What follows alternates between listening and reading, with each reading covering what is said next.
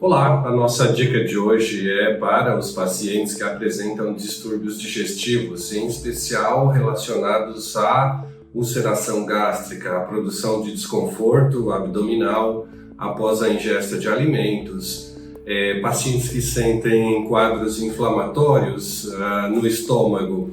E esses quadros de ulcerações, eles são muito frequentes nos pacientes que têm associado a esse contexto clínico alterações na percepção de estímulos estressores. Então, normalmente os pacientes que têm quadros de ansiedade generalizada ou quadros de estresse persistente, eles tendem a desencadear alterações no processo digestivo.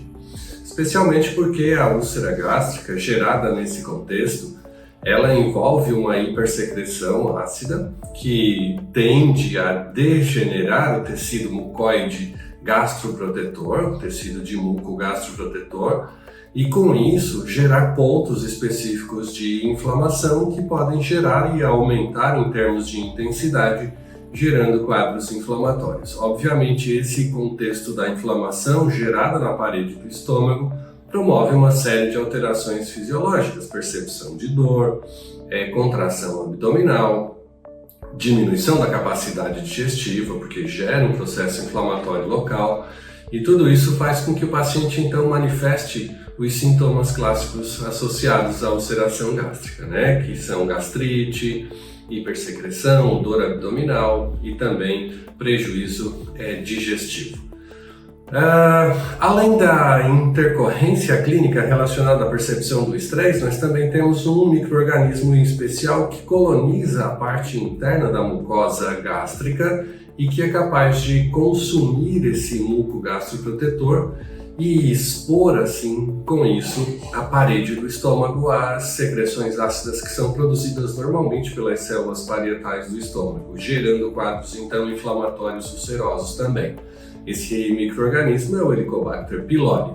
Essa relação, então, entre pacientes que têm um perfil de estresse persistente crônico associado à presença do Helicobacter pylori, normalmente faz com que a gente tenha um alto grau de incidência de ulcerações gástricas.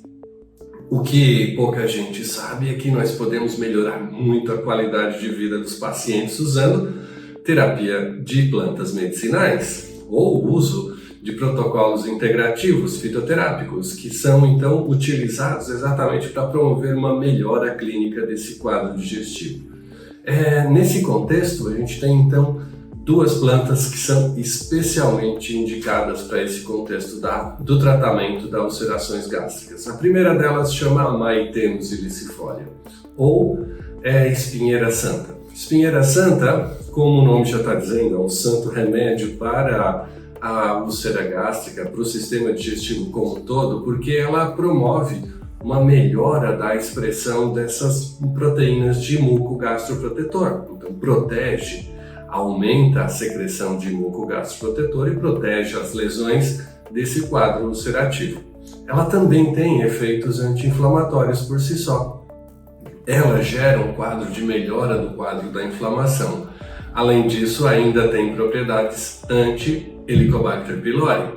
Controlam com isso a atividade de proliferação desse micro-organismo capaz de gerar ulceração gástrica. Então tem um efeito direto sobre o Helicobacter pylori, diminui o quadro de inflamação e ainda repõe a mucosa gastroprotetora. Além disso, ele tem uma discreta redução no quadro de produção de ácido clorídrico, especialmente porque diminuindo os eventos inflamatórios, o percentual de ácido clorídrico secretado pelas células parietais também acaba diminuindo. Então é uma planta realmente com uma propriedade bastante interessante.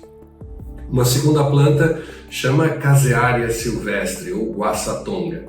A dupla dinâmica que a gente chama, guaçatonga e Maitênus ilicifolia, ou espinheira santa, são as duas plantas que melhor se enquadram dentro desse contexto de tratamento fitoterápico para os quadros de ulcerações gástricas.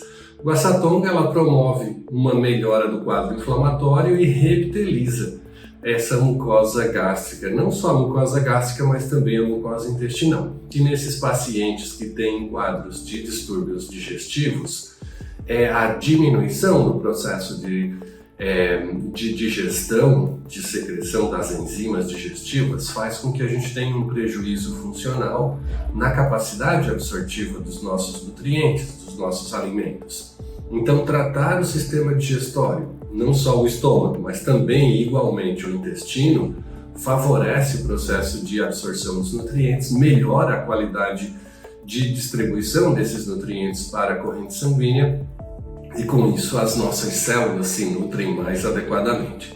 Então, tratar estômago e intestino não é uma mera casualidade de um tratamento local, é um tratamento que inicia localmente, mas tem os seus efeitos sistêmicos de qualidade, na qualidade de vida dos nossos pacientes. Então, por isso, se você encontra em seu consultório, nos seus pacientes, quadros relacionados a distúrbios digestivos e a ulceração gástrica, essas duas plantinhas são a dica de hoje para o seu paciente.